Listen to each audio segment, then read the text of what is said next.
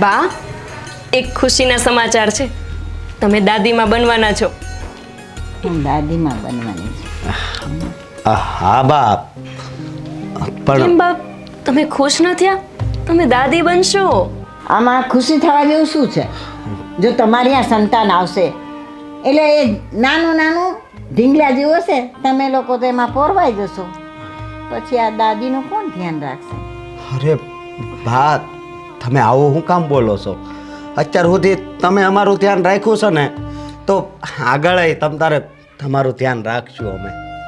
હા બા, અમારું સંતાન તો હવે આ દુનિયામાં આવશે, પણ આજ સુધી તમે જે અમારું ધ્યાન રાખ્યું છે એ ઋણ અમે ક્યારેય નહીં ભૂલીએ. એટલે આવી ચિંતા નથી કરવાની તમારે.